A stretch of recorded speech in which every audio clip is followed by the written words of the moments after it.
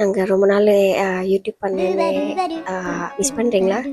Okay, இன்னைக்கு நம்மளுக்கு என்ன ஏன்னா எப்போவுமே நம்ம தினைக்கும் என்ன கண்டென்ட் யோசிக்கிறது, அதாவது என்ன கண்டென்ட் கொடுக்குறதுன்னு நம்ம ரொம்ப யோசிப்போம். இன்னைக்கு ஒரு கண்டென்ட் கிடைச்சிருக்கு.